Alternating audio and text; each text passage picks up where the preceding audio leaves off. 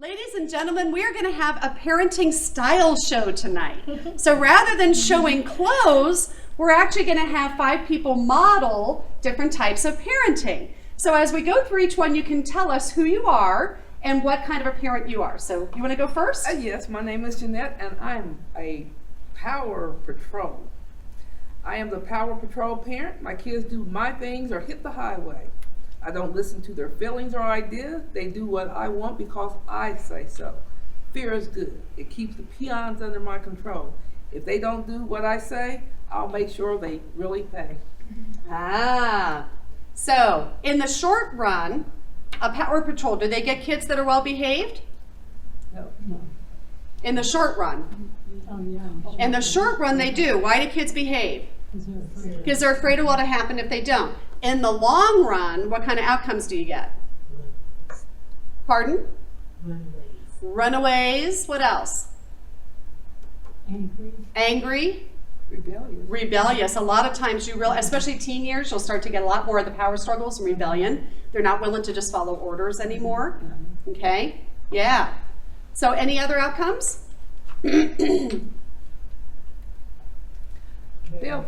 think their feelings don't count. Excuse me, time's up. It's my turn. Oh, my who turn. are you? I am the perfectionist supervisor. Oh. I'm the perfectionist supervisor parent.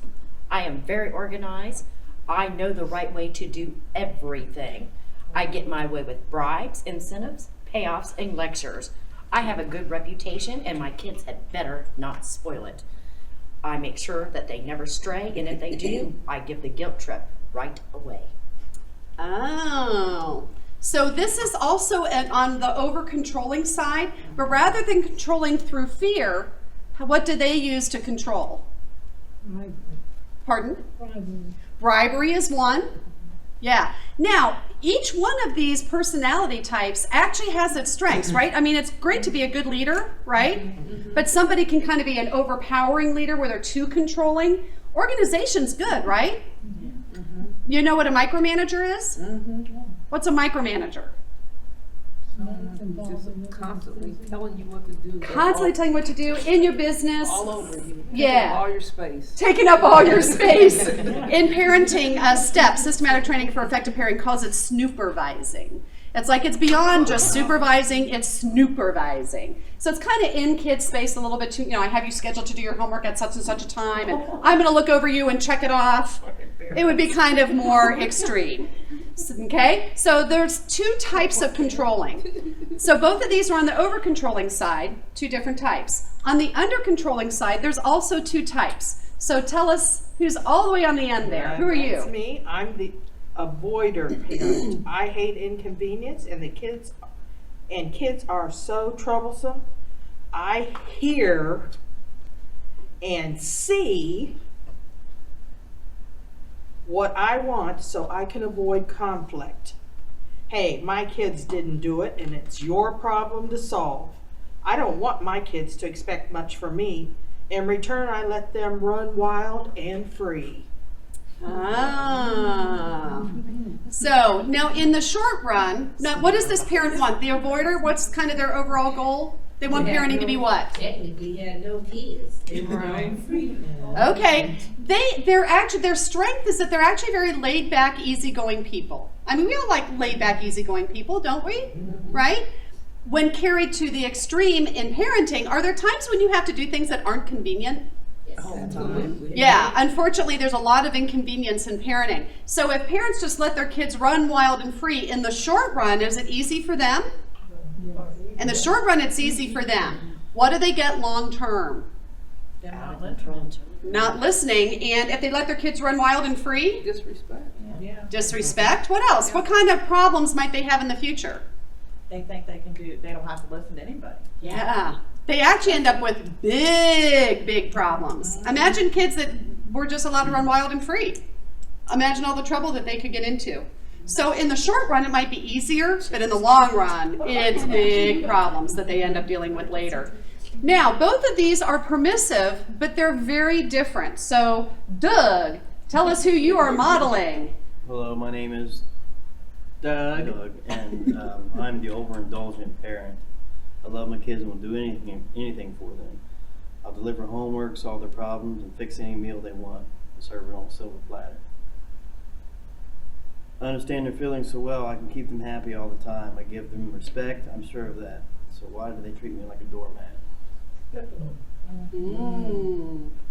So overindulgers. Now, the positive side of the overindulgers, usually they're very loving, they're very caring, they're very nurturing. Oftentimes they're very intuitive. In other words, they can read their children so well that they anticipate that they're about to become unhappy and kind of cut it off at the pass and make sure they never are unhappy. My 5-year-old daughter has me wrapped.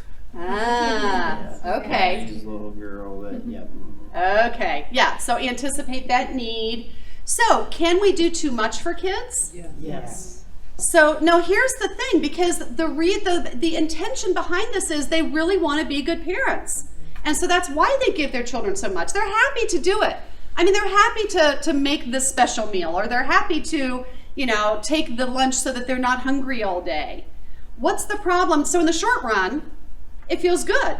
Isn't it true that we all have a bit of all these parenting styles? To some extent, yeah, and we'll process. Okay, 'cause Yeah, I'm we'll like, process wait a the minute little here. bit. Yeah, and it's there's Okay. we'll process that on the back end.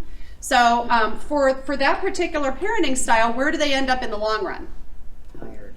If children are given a silver platter, They're not gonna learn responsibility for Exactly. okay, because someone's always doing everything for them. Everything's handed to them on a silver platter. They don't have to learn how to work for things. Right. Okay. And they don't become an individual.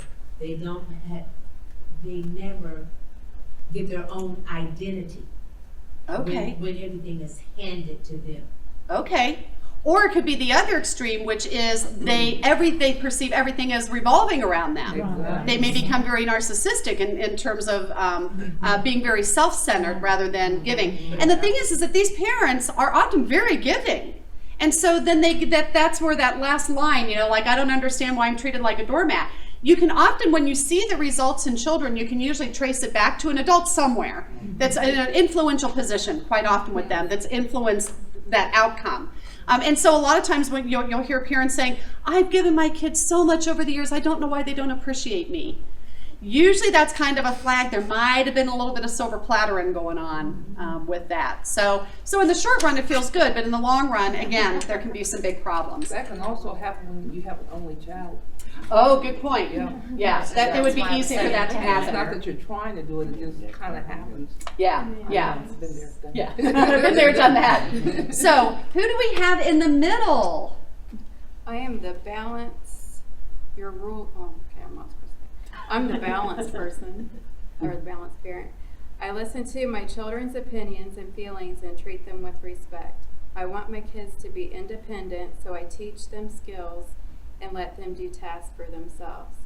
I want them to follow rules and think for themselves, so I use positive words to make requests and give my kids choices within limits. This also prevents power struggles and teaches them good decision making.